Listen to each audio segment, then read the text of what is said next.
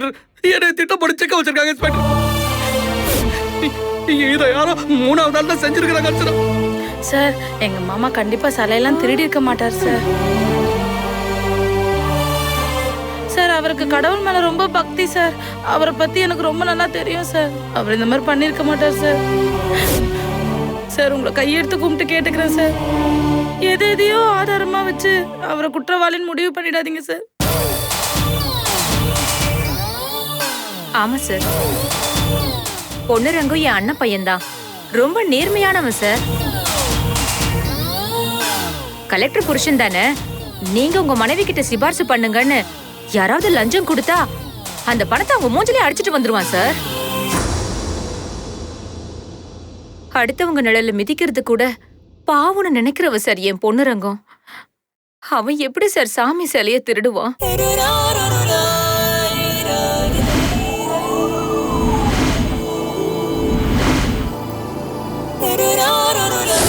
சோழ வந்தான் வந்து பாரு. உன் அத்தையோட பிளான பார்த்து நீ அப்படியே சொக்கி போயிடுவ. அப்படின்னா ஒருவேளை சிலை கடத்தலாம் இவ வேலையா இருக்குமோ? இருக்கும் இருக்கும்.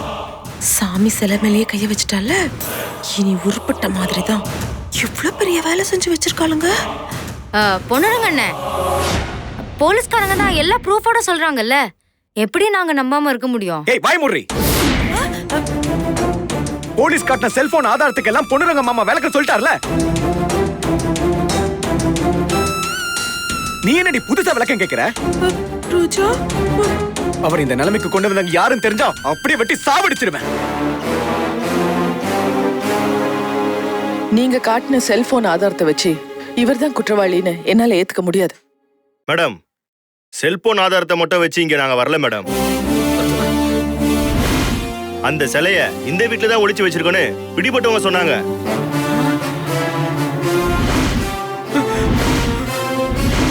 எங்க வச்சிருக்கீங்க? அப்போ தாராளமா வீட்டை செக் பண்ணி பார்க்கலாம். சோதிச்சு பாருங்க. போங்க, நீங்க இப்படி போங்க, நீங்க மேல போங்க. போங்க, குயிக்கா போங்க.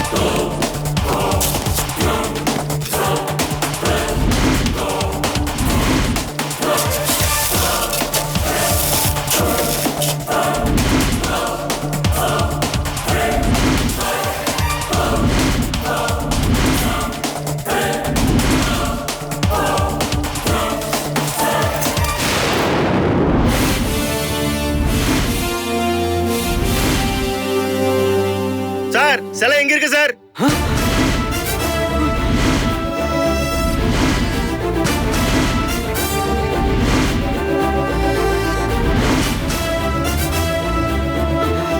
அர்ச்சனா, என்ன உச்சா நடக்குதுங்க?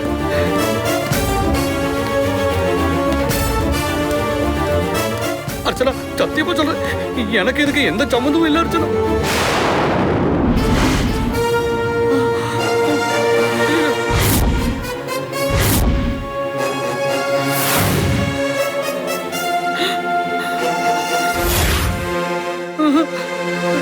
என்னது? மேடம், இந்த சிலை தான் சோழவந்தான் கோயில்ல திருட்டு போன சிலை.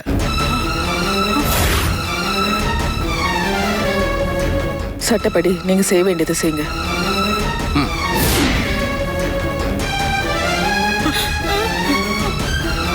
சார், உங்களை நாங்க கைது பண்றோம்.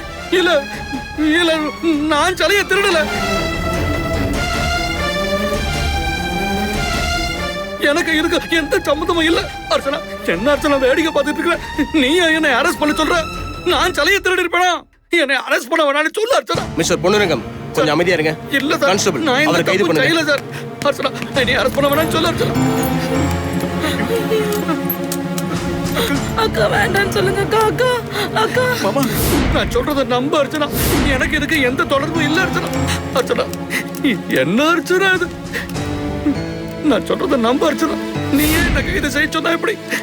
எனக்கு ஒண்ணுமே தெரியாதுங்க. சார் கொஞ்சம் அமைதியா இருங்க.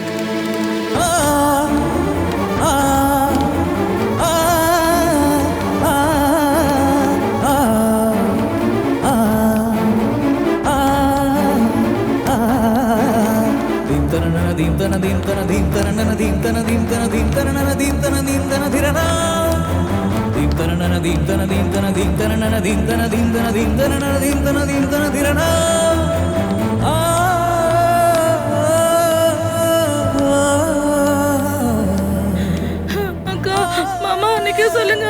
அக்கா மாமா மாமா மாமா நில்லுங்க மாமா. அக்கா மாமாவை அனுப்பாதீங்கக்கா. மாமாவை இருக்க சொல்லுங்க அக்கா. அக்கா மாமா விட்டுற சொல்லுங்க. மாமா சிலையை திருடி இருக்க மாட்டாரு. ஏங்க அமைதியா இருக்கீங்க? சொல்லுங்கக்கா. சட்டப்படி அவங்க கடமையை செய்யறாங்க. யாரும் மனசு தளர விடாதுங்க. அவரை எப்படியும் நான் வெளில கொண்டு வருவேன். அவர் நிரபராதின்னு நான் இந்த உலகத்துக்கு நிரூபிச்சு காட்டுவேன். சார் வாங்க.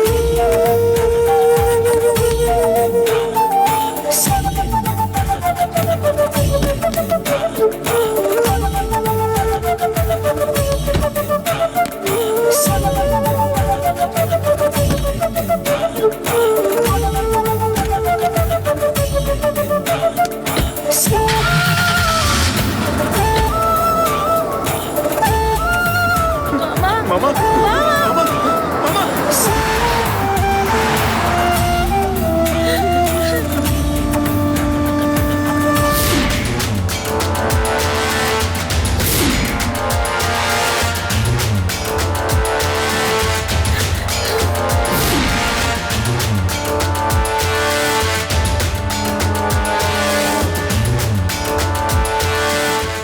என் பிளான் சக்சஸ்.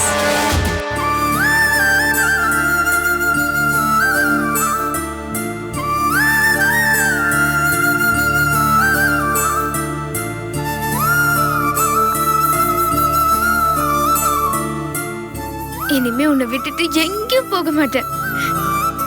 என் கண்ணுல வச்சு உன்னை பார்த்துப்பேன்.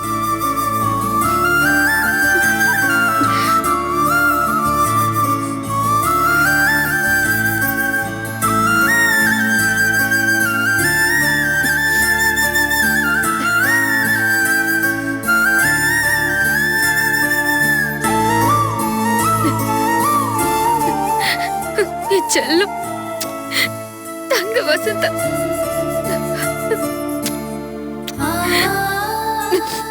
நீ எங்கடி இருக்க?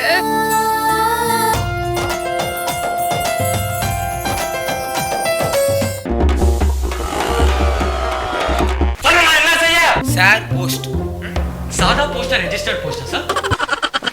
Are you guys ready? Twinkle, twinkle, little star.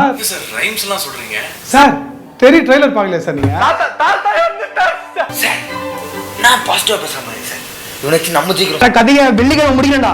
Sir sir sir sir அடிக்க தெரியாம சினிமாவோட தொடர்ந்து பேர் வன்முறையா? Open heart surgery sir cure is violence. அதான் நான் பண்ணிட்டு இருக்கேன். சுமாரான பசங்க எல்லாம் தொடர்ந்து அலாரம் பண்ணி ஹீரோ நடிக்க வைக்கிறீங்க. எவன் நடிக்க வைக்கிறான்? நான் நடிக்க மாட்டேன். நான் கேப்பேன். இல்ல நடிக்க வேணாம். Yes sir. பெர்ஃபார்ம் பண்ணா அவார்டு தான் கிடைக்கும், அடுத்த படம் கிடைக்காது. அப்ப யூடியூப் வீடியோல யார் காப்பாத்துறது?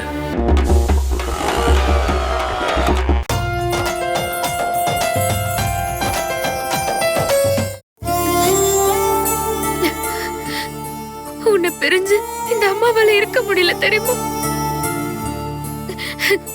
என் செல்லம், இந்த அம்மாவை தான் நினைச்சிட்டு இருக்கியா? இல்ல உன் அப்பா மாதிரி நீ என்ன மறந்துட்டியா? இல்ல இல்ல, எனக்கு தெரியும் நீ என்ன மறக்க மாட்ட. எனக்கு தெரியும்.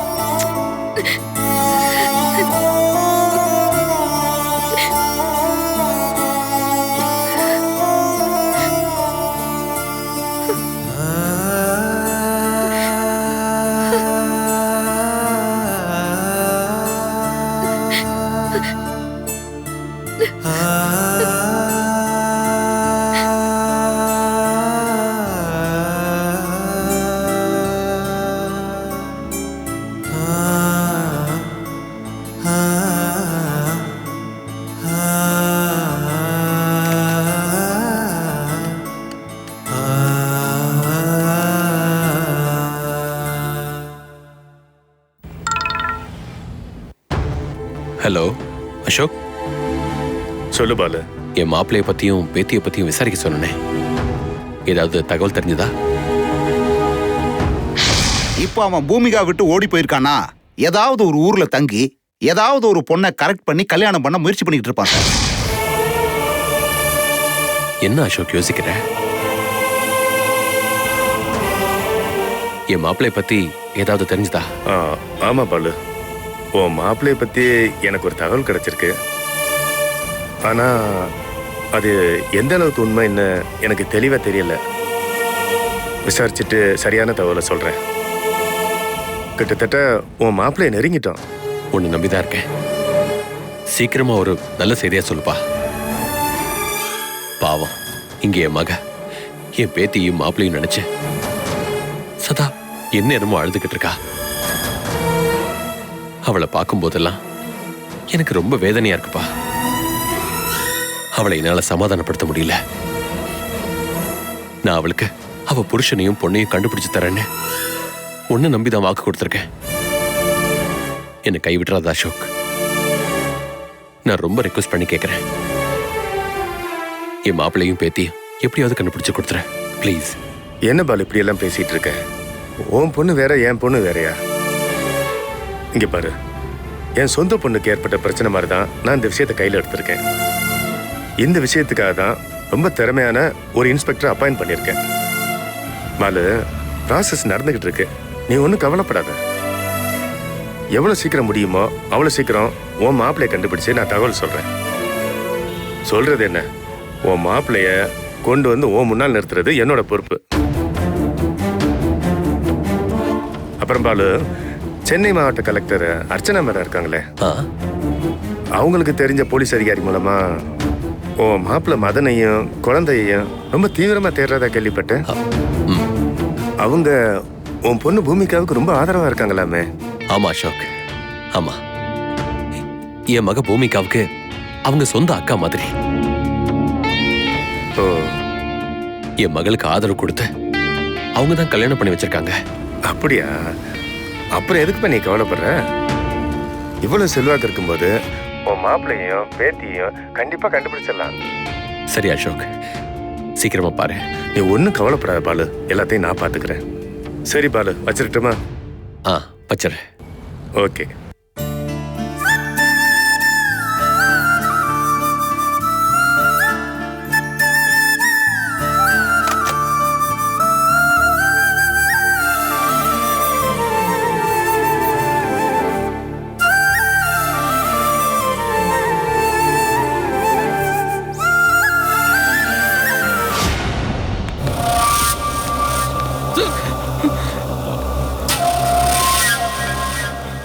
சார், என்ன சார் இது? என்னை ஜெயிலுக்கு கூட்டிட்டு போகாம வேற எங்கேயா கூட்டிட்டு வந்திருக்கீங்க? என்னை சித்திரவதை பண்ணி என்கிட்ட பொய்யான வாக்குமூலம் வாங்கணும்னு பாக்குறீங்களா? இல்ல சார், எனக்கும் எங்க வீட்டுல இருந்து சலைக்கும் எந்த சம்மந்தமும் இல்ல சார். நான் அப்படிப்பட்டவே இல்ல, என்னை நம்புங்க சார். சார், இது வரைக்கும் நான் எந்த தப்பும் செய்யாதவன் சார். கலெக்டருக்கு புருஷனா இருக்கும்போது நான் இந்த மாதிரி தப்பெல்லாம் பண்ண வேண்டாம் சார். ப்ளீஸ் சார், நான் சொல்றத நம்புங்க சார். என்னால என் மனைவி அர்ச்சனாவுக்கு கெட்ட பேர் வந்துரும் பயமா இருக்குது சார். சார், எந்த விளக்கத்தையும் இப்ப எங்க கிட்ட சொல்ல தேவையில்ல. மேடம் இப்ப வந்துருவாங்க. எல்லா விளக்கத்தையும் அவங்க கிட்ட சொல்லுங்க. ஒரு குத்தவாளியா நான் என் மனைவி முகத்துல எப்படி முழிப்பேன்னு தெரியலையே. நான் சொல்றதெல்லாம் உண்மை சார். எனக்கு இதுக்கு எந்த சம்பந்தமும் இல்ல சார். நான் குத்தவாளி இல்லைங்க. நான் எந்த தப்பும் செய்யலைங்க. நான் குத்தவாளி இல்லைங்க. நான் சொல்றத நம்புங்க சார். என் மனைவி முகத்துல நான் எப்படி சார் முடிப்பேன்? என்னை நம்புங்க சார். நான்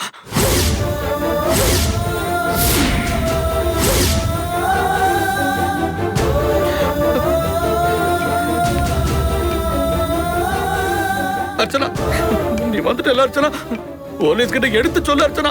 நான் சத்தியமா சொல்றேன், நம்ம வீட்டுல அந்த சாமி சிலை இருந்தது எனக்கு தெரியாது அர்ச்சனா.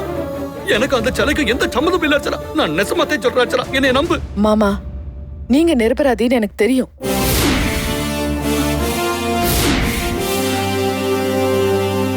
அப்போ பரவலுக்கு அரெஸ்ட் எல்லாம் பண்ணி உங்களை அரெஸ்ட் பண்ணது ஒரு பெரிய நாடகம்.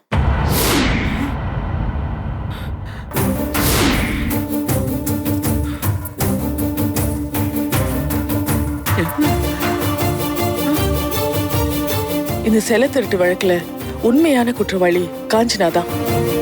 சோழவந்தான் கோயில்ல இருந்து சிலைய திருடி நம்ம வீட்டுல ஒழிச்சு வச்சதே காஞ்சனா தான்.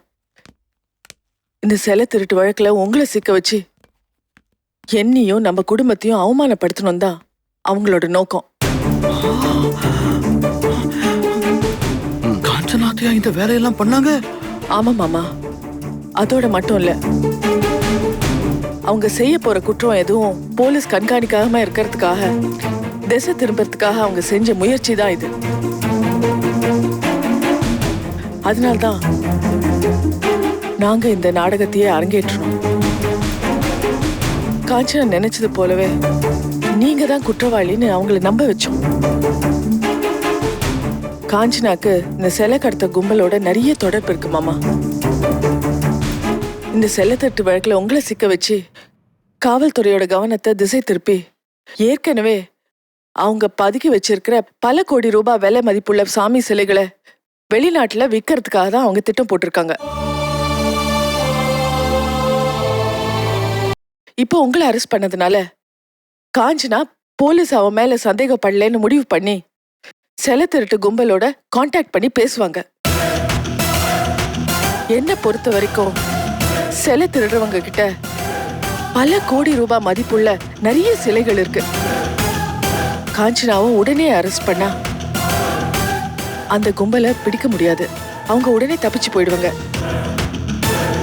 அந்த கும்பலை பிடிக்கிற வரைக்கும் உங்களை தான் குற்றவாளியா நாங்க நடிக்க வைக்க போறோம். இப்பதே நிம்மதியா இருக்குது அர்ச்சனா. நீ உண்மையா என்கிட்ட சொல்லிட்டல, இனிமே நான் என்ன ஒண்ணுனாலும் செய்றேன். என்னால உனக்கு எதுனா அவமானம் வந்துருமோன்னு தான் நான் பயந்த அர்ச்சனா. என்னை அரெஸ்ட் பண்றது மூலமா உனக்கு பெருமை கிடைச்சதுன்னா அதை விட சந்தோஷம் எனக்கு என்ன இருக்குது? முதல்ல அந்த செல திருட்டுற கும்பலை நீ கண்டுபிடி. அது வரைக்கும் நான் எத்தனை நாளானாலும் செயல இருக்கிற அர்ச்சனா. நீங்க சங்கடப்படக்கூடாதுன்னு தான் எல்லா உண்மையும் உங்ககிட்ட சொல்லிட்டு போலான்னு வந்தேன்.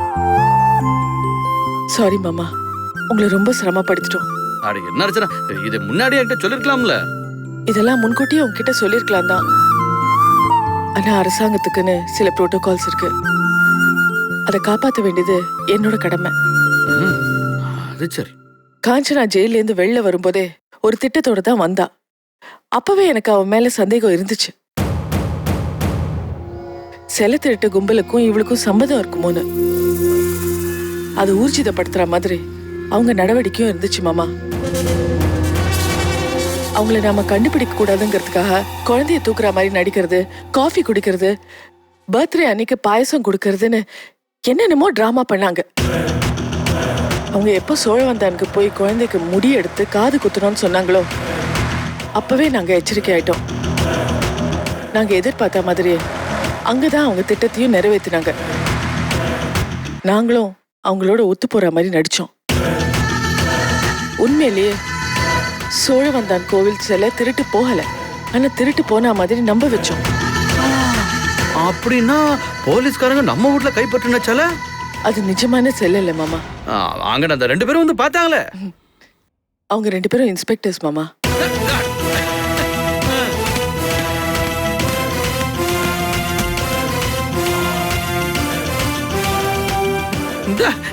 இவங்கதே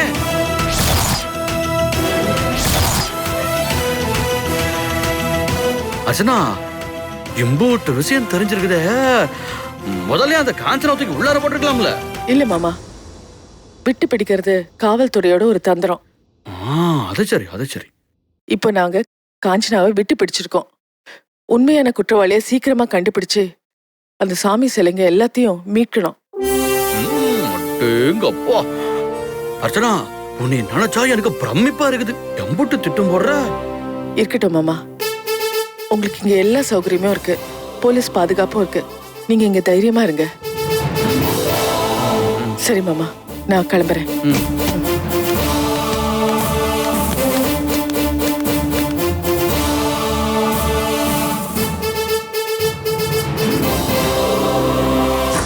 அம்மா, அம்மா, மா, நான் இங்க இருக்கேன்டா. மா, நான் ஸ்டேட் லெவல் காம்படிஷன்ல செலக்ட் ஆயிட்டேமா. வாவ். எனக்கு தெரியும்டா, நீ ஜெயிப்பேன்னு. உன் கனவு கண்டிப்பா நிறைவேறும். உனக்கு நான் அப்பாவும் எப்பவும் துணையா இருப்போம். நீ தைரியமா இருமா. என்னங்க, இந்த தகவலை உங்க தங்கச்சி மாலாவுக்கு உடனே போன் பண்ணி சொல்லுங்க. தோ சாரி, உடனே சொல்லிடுறேன்.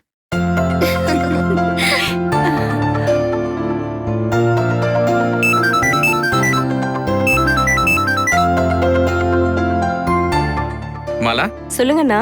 உன் மருமக ஸ்ரேயா 100 மீட்டர் ரன்னிங் ரேஸ்ல ஸ்டேட் லெவல்ல ஃபர்ஸ்ட் வந்திருக்காமா. அப்படியாண்ணா? ரொம்ப சந்தோஷம். சரி, மாப்பிள்ளை எப்படி இருக்காரு? பிள்ளைங்கள்லாம் எப்படி இருக்கு? நீ எப்படி இருக்க அத சொல்லு. நாங்க யாருமே நல்லா இல்லைண்ணா.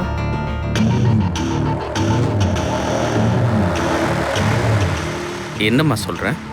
ஆமாண்ணா, நான் உண்மையதான் சொல்றேன்.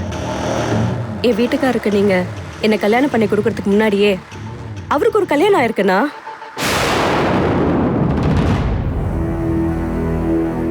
அவருக்கு ஒரு பொண்ணு இருக்கா. என்னம்மா சொல்ற நீ?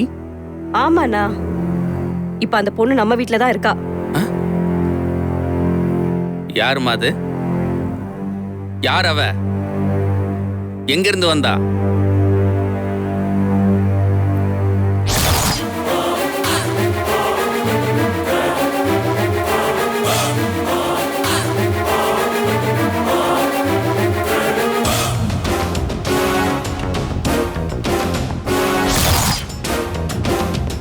அண்ணா, என் வீட்டுக்காரர் 25 வருஷமா இந்த உண்மை என்கிட்ட இருந்து மறைச்சதும் இல்லாம இப்ப அவர் பொண்ணை வீட்டுக்கே கூட்டிட்டு வந்து அவளுக்கு என்ன பணிவிட செய்ய சொல்றாருண்ணா. இந்த அநியாயத்துக்கு நீங்க தான் வந்து ஒரு முடிவு எடுக்கணும். நாளைக்கு நீங்க வீட்டுக்கு வந்து அவளை நீங்க தான் வெளியே அனுப்பணும்.